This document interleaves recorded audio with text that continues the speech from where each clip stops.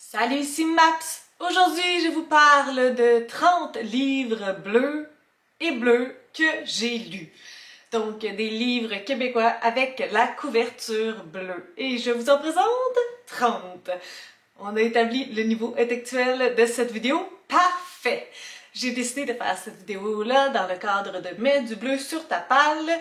J'ai eu une petite bulle, puis j'ai eu envie de faire ce concept-là qui se veut très léger, de parler de ces livres-là un tout petit peu, de vous les présenter rapidement parce qu'il y en a 30. Il n'y a pas d'ordre précis à ces 30 livres-là et j'ai essayé de choisir ceux qui étaient le plus bleus de tous les livres bleus que j'ai lus. Et je vous rappelle que tous les livres sont québécois. On va commencer avec La lumière blanche d'Annick Poitras. En fait, même les deux versions de ce livre-là sont bleues. Donc, on est dans les nuages. C'est une histoire jeunesse que j'ai lue en premier lorsque j'étais en 5e année au primaire. Mon enseignante Priscilla m'avait proposé de lire ce livre-là. Je pense que j'avais terminé quelque chose. Et depuis, ce livre est resté avec moi. J'ai perdu sa trace pendant des années, mais lorsque je l'ai retrouvé en librairie, je l'ai lu. J'ai fait un vlog relecture sur ce livre-là l'année dernière. Et j'ai encore une fois vraiment beaucoup aimé. J'ai lu les 4 tomes. Je n'ai pas lu l'autre série, Copine. Je pense qu'il est sur Clémentine. Je me souviens plus de son nom. En tout cas, ça se peut que je me trompe. Mandoline, pardon. Ça rime, mais c'était pas tout à fait ça. Je suis très intéressée par lire la série de Mandoline éventuellement. Tous les Annick Poitras? Bonne question! J'y avais jamais pensé avant de le verbaliser devant vous. Mais cette histoire de Sarah et Serge, une romance qui vire un drame et qu'on s'en va très loin de la petite romance cute du début, c'est un livre qui a eu une forte impression sur moi et encore aujourd'hui. On s'en va avec un autre livre bleu, Course, amour et ravioli de Sandra Dussault. Puis là, j'ai des excuses à faire, puis je me suis réécoutée dans ma vidéo parce que j'ai lu Course, amour et ravioli où la protagoniste c'est Mirabella. Puis tout de suite après, j'ai lu l'autre livre de Sandra Dussault qui est Daphné, enfin libre. Et je me suis réécoutée voir si je me trompais entre les deux prénoms et il semblerait que oui à 2 reprises. Je m'excuse. C'est Mirabella, la protagoniste de ce livre-là. Je vous en ai parlé vraiment beaucoup, il n'y a pas super longtemps, lorsque j'avais mentionné que j'allais lire ce livre-là, puis Daphné enfin libre, qui sont les premiers romans de Sandra Dussault. Elle semblait un peu nerveuse d'avoir mon appréciation sur ses plus anciens romans. Et ça a vraiment été une super belle découverte, ce livre-là. Il a vraiment beaucoup résonné avec moi pour plein de choses. J'ai trouvé ça sensible, j'ai trouvé ça vrai. Donc l'histoire de Mirabella m'a beaucoup touchée. Si vous voulez en savoir plus sur cette jeune fille qui court, et ça aussi c'était un autre enjeu, parce que tu sais, moi la course, ça me fait vraiment ni chaud ni froid. Et préalablement, je me disais, ben, une protagoniste qui a besoin de courir pour faire en sorte qu'elle est moins impulsive, qu'elle est moins hyperactive, pour l'aider à se gérer. J'étais comme, je comprendrais pas nécessairement ou j'aurais pas de lien avec elle, mais je me suis trompée. Donc, ça, c'était le 2e livre bleu. Le 3e livre, c'est Le vent en parle encore de Michel Jean, parce que serait une vidéo de Maps sans un livre de Michel Jean? Nul ne sait. C'est peut-être lui qui est le moins bleu, mais en même temps, le ciel est vraiment très présent. J'avais oublié qu'il y avait de l'herbe, mais il est quand même bien bleu. Et aussi, je pense que c'est vraiment un bon moment de lire ce livre-là, compte tenu des nouvelles informations qu'on a eues à propos de pensionnats autochtones. Ceux-là, ils étaient en Colombie par contre, ceux-là, c'est ici que ça se passe. Au mois de juin, c'est Je lis autochtone, c'est aussi Mets du bleu sur ta palle, et ce livre-là combine vraiment les deux.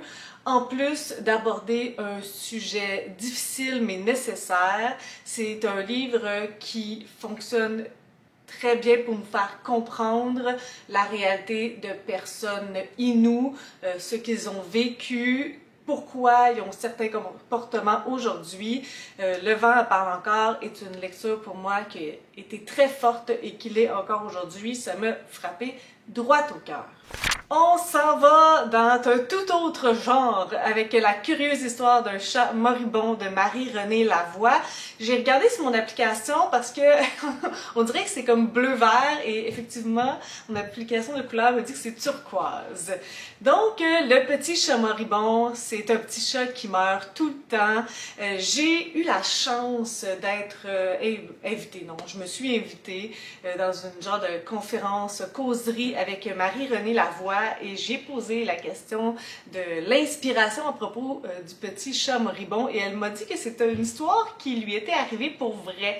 Ils avaient trouvé un petit chat perdu, abandonné, puis il arrêtait pas de faire des genres de petites morts, là, des petites crises cardiaques, puis il tombait sur le dos, puis ça prenait un certain temps, puis après ça, il récupérait puis était encore en vie.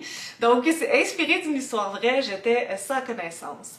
Et elle m'a dit que cette histoire-là lui permet d'avoir sa créativité au maximum, ça permet de faire des choses qui sont pas logiques, puis que les gens ils peuvent pas dire ben ça fonctionne pas, c'est pas normal ou c'est pas cohérent, ben too bad, c'est vraiment juste une histoire bonbon et ça avait vraiment été une lecture bonbon pour moi aussi. J'ai ri, j'ai tellement aimé cette histoire du petit chat qui s'appelle Tisha. Je vous parle par la suite de Buena Vida, une histoire de Florence K. En fait, une histoire, c'est une non-fiction basée sur sa vie que j'ai lue bien avant cette chaîne. C'est une belle couverture avec beaucoup de bleu et c'est une histoire sensible qui parle de santé mentale et de son parcours à elle. Si vous aimez les non-fictions, c'est un ouvrage que vous pourriez apprécier. Moi, je l'avais lu avant cette chaîne, mais j'avais vraiment bien aimé et encore une fois aujourd'hui, lorsque je tombe sur cette couverture, je me dis, c'était un ouvrage vrai, honnête, senti, puis ça se lisait vraiment très bien. On continue avec un livre de Biz, Naufrage.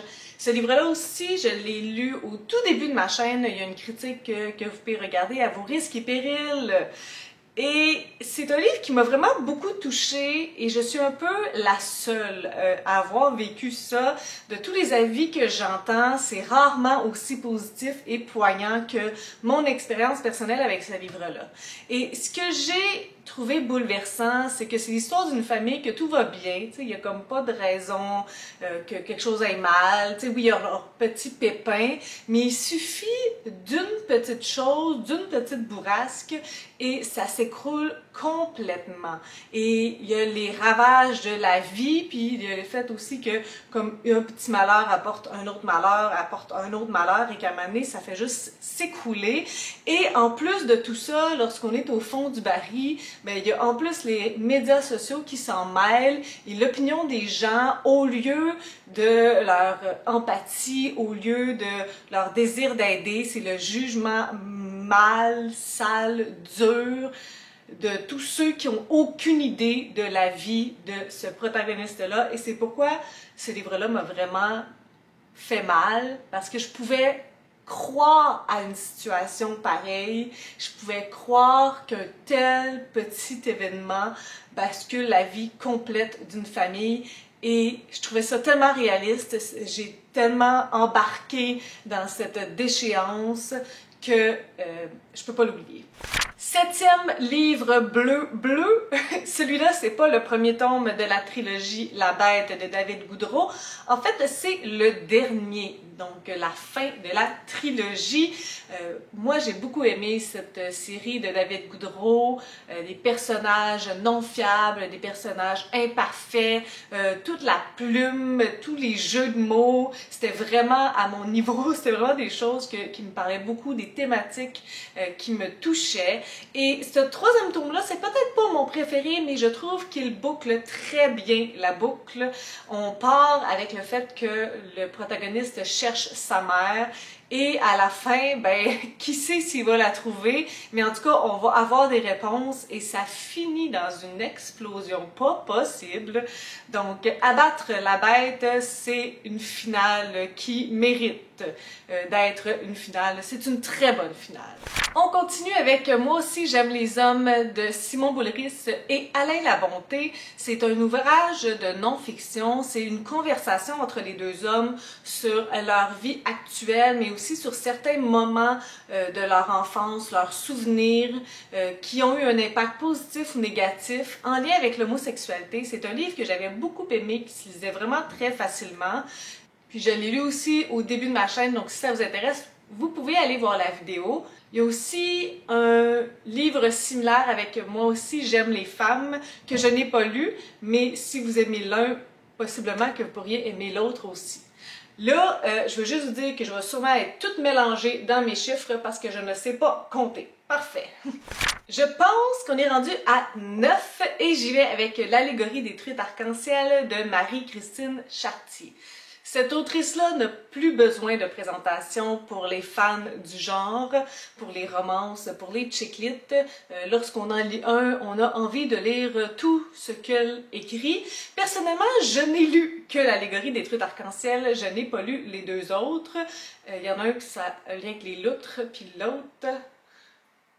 Je m'en souviens plus. Je n'ai lu que celui-là. J'avais vraiment beaucoup aimé. Pour moi, c'est un gros slow burn. C'est sûr que j'avais un peu de difficulté avec la personnalité du gars, qui était un peu typique stéréotype de ce qu'on lit, puis qui est un peu moins ma tasse de thé. Par contre, ça m'avait vraiment pas empêché de l'apprécier. Ma critique est encore sur ma chaîne si ça vous intéresse. Là, je réfléchis un peu, puis je suis pas nécessairement certaine que je vais lire les autres. C'est même pas parce que je pense pas que je les apprécierais, mais que c'est pas nécessairement ça que j'ai envie de lire ces derniers temps. La Petite Russie de, oui, Francis Desharnais, c'est un roman graphique ou bande dessinée, tout en noir et blanc. Ça parle du bois, c'est dans la région de l'Abitibi, plus spécifiquement Guyane. Là, il y a une carte, mais en tout cas, j'ai pas envie de chercher.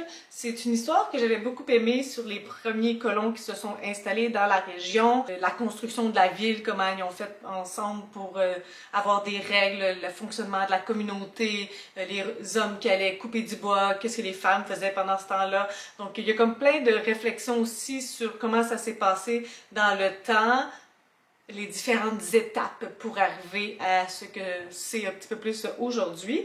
Je l'ai gardé, je pense que c'est un ouvrage que j'aimerais relire de manière cyclique. J'avais bien aimé. Bon, c'est vrai que lui, il est comme à moitié bleu, c'est probablement le plus gros cheat de cette liste. Oser pour soi de Sandra Dussault. Ce livre-là, c'est pas une surprise que je l'aime beaucoup. Il a été présent dans ma vie à un moment que j'en avais vraiment besoin. Juste le titre a été un peu un mantra pour me faire réussir à surpasser, à survivre. À ce passage difficile de ma vie en enseignement, je veux définitivement le relire, mais Sandra Dussault, elle a une faculté à écrire des personnages qui me bouleversent, que je trouve vrais. Puis ils sont pas parfaits, mais ils sont tellement likable. J'arrive à les aimer, j'arrive à les comprendre, et cette histoire-là m'a fait un bien fou.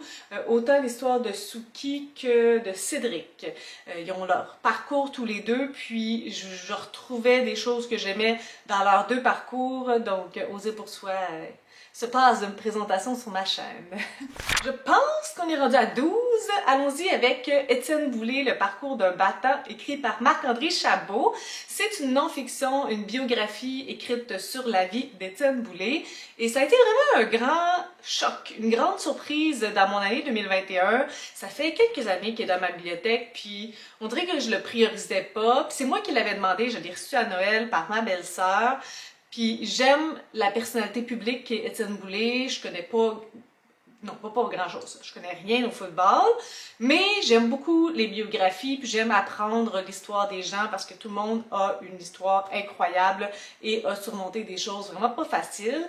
Mais malgré tout ça, j'ai vraiment été surprise de un, par la plume, il y avait beaucoup de procédés que j'avais vraiment beaucoup aimé, et deux, par son histoire difficile de battant, puis sa personnalité bouillante dès son jeune âge. Donc c'est pourquoi Étienne Boulay en fait partie. Il y a aussi les yeux bleus, ça compense pour le fait que la moitié du livre, c'est son corps et cache le fond de bleu. On est encore dans la non-fiction, mais on est beaucoup moins sérieux ici avec le livre Parce que mon père est riche de Olivier Primo. J'ai eu une passe Olivier Primo lorsqu'il y a eu la série qui n'a pas fonctionné, XOXO. Donc j'ai appris un peu à connaître l'entrepreneur, puis ça m'intéressait un peu, là, son histoire de Beach DVD et tout ça. Donc j'avais décidé d'acheter son livre et de le lire. J'imagine que pour quelqu'un qui a des habiletés d'entrepreneur, qui a des habiletés de leadership, ça doit vraiment rien lui dire, ce livre-là. Mais moi qui ai zéro pin barre dans ce domaine, je trouvais ça intéressant. C'est pas un ouvrage qui pourrait m'être utile, dans le sens que j'aurais besoin probablement d'être beaucoup plus accompagnée qu'un livre de référence comme ça. Mais ça amène des pistes de réflexion, puis ça permet de voir lui comment il a réussi à avoir le succès qu'il a encore avec Beach DVD. Puis son île, là, tu sais, c'est pas juste des boissons, c'est... comment ça s'appelle, non? Ah oui, son Beach Club. La misère avec ce jargon. On y va avec Ton absence m'appartient de Rose Aimée Automne Témorin. Et c'est un peu particulier parce que j'ai regardé la vidéo d'encore une page récemment, celle où on lui envoyait des suggestions littéraires et elle les classait sur un tier ranking. Et c'est tout à fait vrai ce qu'elle a dit. Elle a mis le doigt sur quelque chose en lien avec ce livre-là et l'autrice, ou ce qu'elle écrit, peu importe, ou la manière qu'elle écrit. C'est un livre que lorsque tu lis, tu apprécies. C'est pas un recueil, là, mais il y a plein de petits témoignages, puis elle fait une réflexion au début sur sa propre vie et à la fin sur sa vie encore. Puis elle fait comme un wrap-up de tout ça. C'est en lien avec notre enfance, tous les défis que l'on surmonte à notre enfance. Puis vous voyez, c'est comme un livre qui laisse pas beaucoup de traces dans notre âme, dans notre tête, et c'est un peu ce qu'Annie-Claude elle disait. On le lit, puis c'est bien, mais on le termine, puis c'est sans plus. Ça laisse pas grand-chose après. C'est un peu dommage quand même. Je le trouve pas. J'ai fait du ménage dans ma bibliothèque récemment, puis je sais pas. Il est où? Bon, ben, je vous ajouterai une petite image ici. Je voulais vous parler de Sans rien ni personne de Marie Laberge. Donc, c'est un cold case que j'avais sûrement lu il y a des années, en fait, oui, parce que lorsque je l'ai relu, je me souvenais de certaines choses.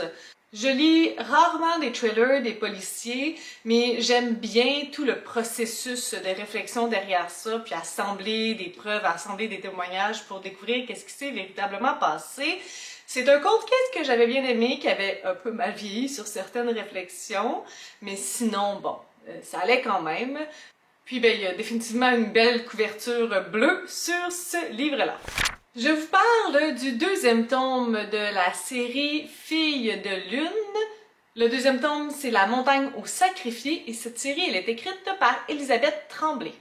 C'est une série que j'ai lue avant ma chaîne YouTube. C'est vraiment une de celles qui m'ont fait avoir le goût de la lecture à nouveau. Ben, en fait, c'est pas que j'avais plus le goût, mais c'est que parfois il y a des moments dans ta vie où tu n'as juste pas le temps. Tu sais, lorsque tu es vraiment dans les études, je suis vraiment une grande fan de ceux qui étudient beaucoup, qui sont à temps plein là-dedans et qui lisent en même temps. Entre faire des devoirs ou lire, j'imagine que la priorité n'est pas facile à déterminer. C'est une série fantastique que j'avais bien aimé pour le premier tome, qui s'est un peu essoufflé par la suite. On n'en entend pas énormément parler. Si vous avez lu cette série-là, je serais curieuse de savoir qu'est-ce que vous en avez pensé. On continue avec mes livres bleu-bleu. On s'en va avec L'impureté de Larry Tremblay. Après avoir lu Laurent Geray, je voulais réitérer l'expérience de Larry Tremblay et j'avais lu L'impureté. J'avais bien aimé ce livre-là. Ça m'avait pas chamboulé autant que Laurent Geray m'avait chamboulé. Et donc, pour le moment, j'étais satisfaite de ce que j'avais découvert de lui, mais j'étais pas très intéressée plus que ça. Je pense qu'il y a une vidéo complète de ce livre-là. Puis vous voyez, ça me rappelle pas grand-chose non plus de ce que j'ai lu. Je me souviens pas tant des thématiques, malgré tout. Un autre beau contraste avec le prochain livre qui est encore une fois une non-fiction, Tout va bien été de P.L. Cloutier, donc ma folie des influenceurs, voilà, une couple d'années et même autographiée lorsque j'étais allée au Salon du livre de Montréal, je pense. Voilà, wow! Bon, c'est pas un livre qui jette à terre ou qui réinvente la roue dans le genre. Ce que j'avais apprécié par contre, c'est toute sa sensibilité par rapport au dévoilement de son homosexualité. C'est ce qui ressort le plus encore à ce jour de ma lecture de ce livre-là. Comment il a fait, là, il avait écrit comme une petite note qu'il avait laissée sur la table, puis là, il était parti, puis il avait comme attendu que sa mère le lise, puis lorsqu'il était revenu, il était comme vraiment stressé d'avoir sa réaction. C'est un moment comme très vrai, puis très fragile, et j'avais trouvé ça intéressant à lire, puis tu sais, je le trouvais fort là, de nous offrir ce moment-là très intime dans son livre. Sinon, je me souviens pas tant de ce qui s'est passé dans ce livre-là. C'est des trucs sur sa vie, quelques trucs pour bien démissionner. Il y a des couleurs très jolies à l'intérieur, mais tu sais, on voit bien que c'est pas le livre de l'année. Dans ce temps-là, c'était quel livre de quelle année? De 2017. Ben, il n'a pas gagné le livre de 2017. Mais c'est divertissant. Puis, tu sais, l'été en plus, avec la crème glacée, une bonne petite lecture rapide. On continue avec Olivier Sylvestre et non fictif, que j'ai lu il y a un petit moment. Il avait été nominé dans les rendez-vous du premier roman dans la section québécoise, mais je suis pas certaine. Est-ce qu'il avait gagné? Je pense que oui, c'est la raison pourquoi je l'avais lu. J'avais lu les deux gagnants, le gagnant québécois puis le gagnant français. Ça, c'était avant que je fasse partie d'un club moi-même et que là, je les lise tous, pas juste les gagnants. J'ai lu à peu près beaucoup de choses d'Olivier Sylvestre. J'ai pas suivi le nombre de publications qu'il a, mais j'ai l'impression que j'ai tout lu parce que j'ai lu non fictif. La loi de la gravité, puis le guide sexuel pour le nouveau millénaire. J'ai pas l'impression qu'il y a autre chose. Ah, faux. Ah, le désert aussi, je l'ai lu, le désert. Donc, c'est faux, il y a d'autres choses aussi que j'ai vraiment pas lu, fait que je suis en train de vous dire un tas de ramassis de mensonges. M'en faire mes recherches de plus. Ce livre-là, non-fiction, c'est dans un centre de toxicomanie que ça se déroule. On rencontre les personnes qui viennent à ce centre-là. Est-ce que c'est ça? C'est loin hein, dans ma tête. Mais il me semble que ça a un lien avec la dépendance à la drogue, avec la consommation. Ouais, allez voir ma vidéo si vous voulez que ce soit bien plus précis que ça. Un autre livre de David Goudreau qui est bleu, c'est Ta mort à moi, donc c'est son plus récent. J'ai pas fait de critique sur ce livre-là, j'ai bien apprécié ma lecture, il est plus intellectuel, je crois, que La Bête. En tout cas, pour moi, il était un petit peu moins de mon niveau. J'appréciais beaucoup la lecture de ce livre-là, mais étrangement, lorsque je l'ai fermé, il n'y avait pas grand-chose qui est resté de ma lecture. J'avais pas autant envie d'en parler que ce que j'avais envie de le faire avec La Bête. Sinon, si j'avais envie d'en parler, je savais pas quoi dire, ce qui est la raison pourquoi j'ai pas fait de vidéo. Donc, c'est pas parce que je l'ai pas aimé, c'est juste que je sais pas comment le vendre. Un autre ouvrage de Sandra Dussault qui est bleu, donc Justin et les Malcommodes, le deuxième tome, La périlleuse escapade au parc du Mont. C'est peut-être celui que j'ai moins préféré entre les trois, mais j'aime beaucoup les premiers tomes de manière générale, puis dans la forêt j'aimais bien ça, puis le troisième tome ça se passait en classe, donc là on touche à mes cordes sensibles. Le deuxième ça se passait dans un parc d'attractions. Pourtant, je suis pas une grande fan finie de parcs d'attractions, mais si on me propose d'y aller, je dirais oui. Mais c'est peut-être lui que j'ai moins préféré, mais par contre, ça se faisait vraiment très bien, puis on retrouvait nos personnes âgées qui sont un peu pas mal malcommodes et qui mettent Justin tout le temps dans le trouble, qui lui font sortir de sa coquille et développer son leadership. Donc, c'est un autre livre bleu-bleu. Ah non, moi j'ai pas la version bleue! Tout ce que je regardais sur le Goodreads, je vais remettre la version bleue parce que là, vous êtes comme Maps, il y a juste le titre qui est bleu ici, là, tu capotes. Donc, Autour d'elle de Sophie Bienvenue, vous savez que c'est une autrice que j'aime, je suis en train de lire tout ce qu'elle a écrit en 2021. Autour d'elle, c'est un roman qui n'était pas prédestinée à être aimée par moi, dans le sens qu'il y a différentes perspectives et éventuellement elles se rejoignent à la fin. Donc tout le monde parle d'un certain personnage de différentes perspectives et dit comme ça, c'est clairement pas des procédés d'écriture qui me correspondent. Par contre, Sophie Bienvenue, elle a comme une écriture douce mais qui graffigne. Puis moi, lorsque ça graffigne, j'aime bien ça. Et ça, citation 2021 Maps. Aïe aïe. Donc, Sophie Bienvenue, c'est une autrice que j'ai presque tout lu. Il me reste pas grand-chose à lire, je pense, d'elle. Et malgré que ce n'est pas toujours des coups de cœur, ce sont souvent de très bonnes lectures. Sans antécédent de Sophie Bérubé, je l'ai lu l'été passé et oh my, j'ai eu une histoire avec ce livre-là parce que j'avais l'impression que c'était comme une romance. Et faux, ce n'était pas du tout une romance. En fait, c'était plutôt un livre québécois à la You de Caroline Kepnes, la série télévisée Famous. Donc, c'est une histoire avec un gars vraiment problématique et ça finit mal. Donc, moi, là, je lisais ça puis j'étais comme « Arc, le gars, il est dégueu. Arc, mais qu'est-ce que c'est ça? » Puis après, on est de la perspective de la fille puis j'étais comme « Arc, mais comme ses réflexions. Mais arc! » On dirait que j'étais restée pris dans le fait que c'était une romance et c'était vraiment pas ça. Donc, allô la surprise. Malgré tout, j'ai terminé le roman, puis j'avais pas été déçue par la fin. Je m'attendais qu'après tout ça, que ça soit différent, mais ça finissait abrupt. Là, j'ai eu comme un flash de comment ça termine. Par contre, si vous avez aimé Sans antécédent, bon, je sais que là, c'est une vidéo livre bleu, là, mais je pense que You est beaucoup mieux fait. Et moi, You, là, petite confession, lorsque je l'ai lu, qui était au début de ma chaîne, j'avais lu 50 pages, puis c'était tellement écœurant la manière que Joe Goldberg écrit, là, parce que c'était à la première personne du singulier. C'est tellement dégueulasse être dans ses pensées que je pensais même pas être capable de le finir. Fait que c'est sûr qu'en lisant You bien avant, des années bien avant, je vais mettre mes mots en ordre, et lire Sans antécédent après pour comparer deux œuvres si similaires, ben You est définitivement meilleur et Sans antécédent a paru très fade. On s'en va dans un thriller l'été, non pas l'été, durant le Booktube Readathon 2020. J'avais fait mon 1000 pages avec 3 thrillers. Et le dernier thriller que j'avais lu est un thriller bleu, donc Sous la surface de Martin Michaud. C'est aussi celui-là que j'avais préféré. Là, ça avait... Oh non, c'est celui que j'ai terminé. Je suis peut-être en train de vous dire un autre mensonge. Je suis pas sûre si je l'avais lu en deuxième ou en troisième.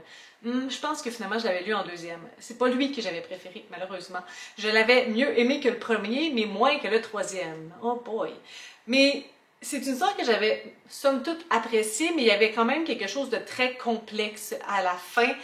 Il y avait aussi des enjeux politiques et lorsque le politique entre en jeu, ça me perd souvent. Fait que c'était peut-être plus moins dans mes cordes. J'ai vu passer ce livre-là, je me souviens plus qui récemment, puis j'ai hâte de voir si son avis ressemble un peu au mien.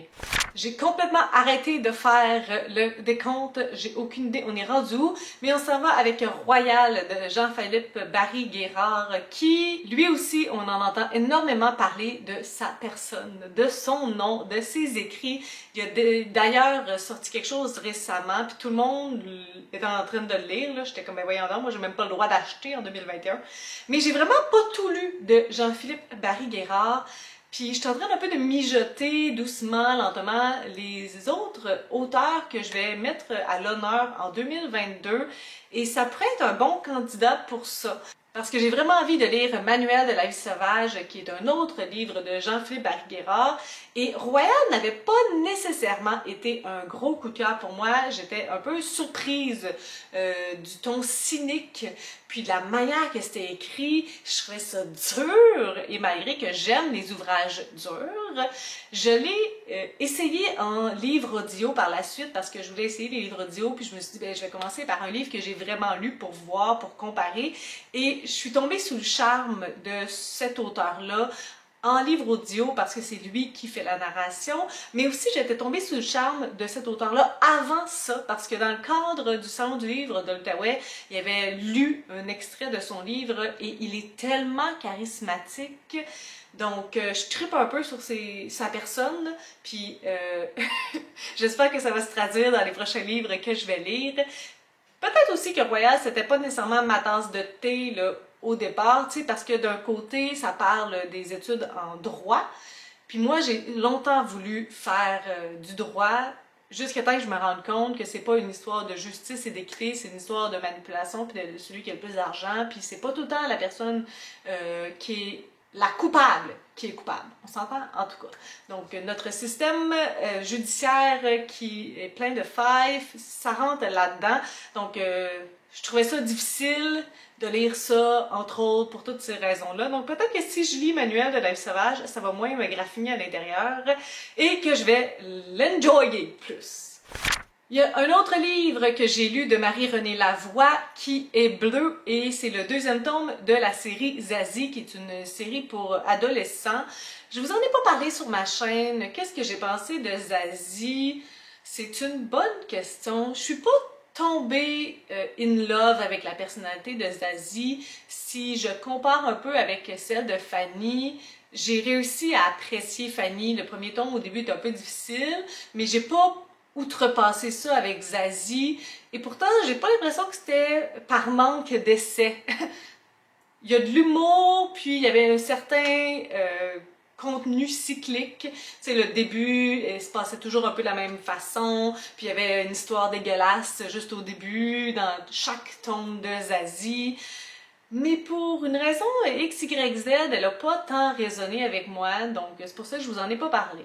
Bon, en parlant d'un livre que j'ai pas tant apprécié, mais que je vous ai parlé, ma première expérience avec le Club des rendez-vous du premier roman a été, ma foi, compliquée et difficile, surtout en lien avec les romans québécois.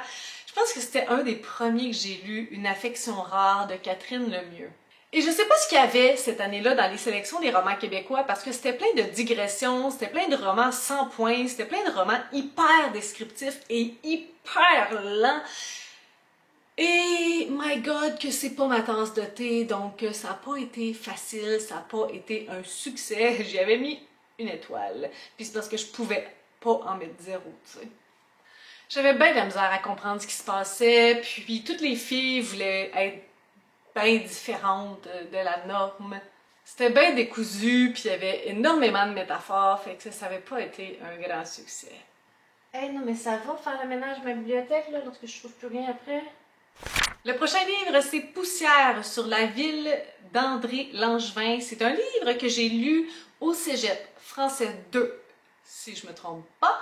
Puis, je l'ai dans ma bibliothèque, ben je pense, là, parce que là, je le trouve plus, of course. Mais j'aimerais ça le relire parce que ça fait déjà plusieurs années, on les comptera pas. Mais j'ai vraiment très peu de souvenirs. Je pourrais pas vous dire plus que le fait que je l'ai lu. Lorsque j'ai travaillé à la didactèque de l'Université du Québec en Outaouais, c'est là que le moteur de ma vie de lectrice redémarré. Et ça l'a démarré aussi avec la série Pavel. J'avais été happée par le premier Pavel, le titre. Je vais vous le mettre là, parce que c'est sûr que je vais l'effrémer, c'est bien mon genre. Mais le Pavel qui est le plus bleu, c'est le 8e Pavel. C'est une série que j'ai lue super rapidement. Il y a comme un élément fantastique à l'intérieur, science-fiction. C'est tout petit, donc ça se dévore. C'est une série écrite par Mathieu Simard, que j'ai relue par la suite, mais pas en jeunesse. Donc, Mathieu, si tu écoutes ça un jour, sache que c'est grâce à ta série Pavel que j'ai recommencé à lire, puis depuis, ben, j'arrête plus. Et finalement, j'espère que j'ai fait ça comme du monde, puis qu'il y en a vraiment 30 dans cette vidéo-là. Le dernier livre bleu, très très bleu, que j'ai dans mes mains, c'est celui de Kalula Kalambé, c'est Apatride, qui est un recueil de poésie. Ses romans sont plus gros aussi. J'en ai fait une critique de ses recueils, parce que j'avais fait une critique de tous ces recueils en même temps. Il y avait des poèmes que j'avais bien aimés, qui étaient très réalistes dans ce recueil-là. Puis il y en avait qui étaient un petit peu plus abstraits, donc si vous aimez un peu des deux, ça va sûrement vous plaire. Et donc, ça fait le tour des livres bleus que j'ai lus dans ma vie. Ben, les plus bleus, les bleus, les plus bleus que j'ai lus dans ma vie. Oui, je devrais pas écrire des concepts comme ça, moi, là. Sur ce, si vous avez des suggestions, des critiques, des commentaires, n'hésitez pas à le faire en dessous de ma vidéo. Si vous avez aimé cette vidéo, n'hésitez pas à mettre un petit pouce et à vous inscrire à ma chaîne. Sur Instagram, en ce moment, aujourd'hui, je vous propose de m'envoyer un livre bleu que vous avez lu. Vous pouvez faire la même chose en commentaire. Et sur ce, je vous souhaite de bonnes lectures bleu.